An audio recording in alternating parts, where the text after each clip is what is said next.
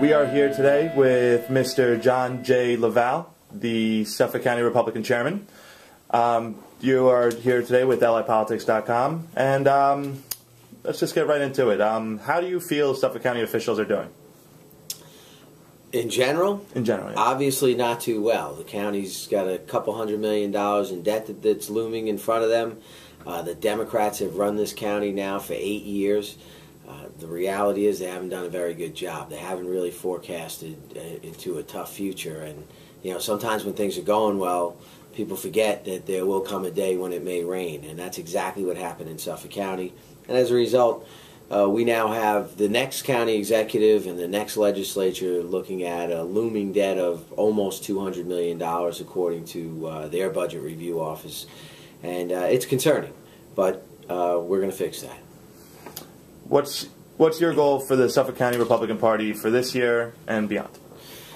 Well, first and foremost, we need to win elections, and in order to do so, we have to get our message out in the community. And that's not an easy job when the other side has millions of dollars of special interest money that they're spending trying to mislead the public about what they've done and the harm that they've caused to our community. So, you know, my goal is to work hard to get our message out, to talk about the things that the Republican Party has always stood for.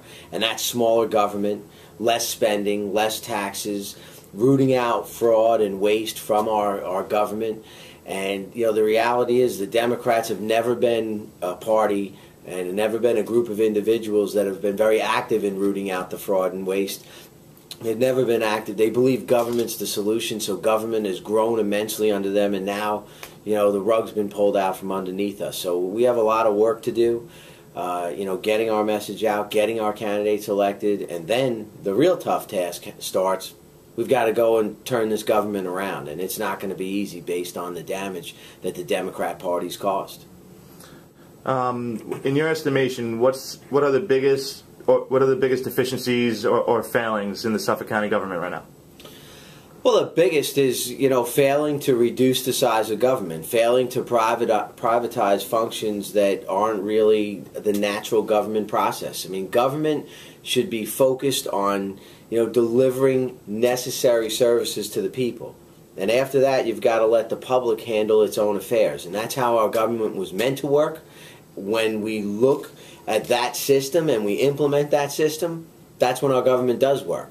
When we start to do things that we're not supposed to be doing, when we start to spend money that we're not supposed to be spending, when we start to waste money on all these pork barrel projects, all of a sudden the economy changes a little, revenues go down, they're still spending like drunken sailors, we've got a couple $100 million in debt. It really happens that quickly. I mean, just several years ago, Suffolk County was in great shape. We were thriving. We were laughing at Nassau County because of all the financial woes they were having.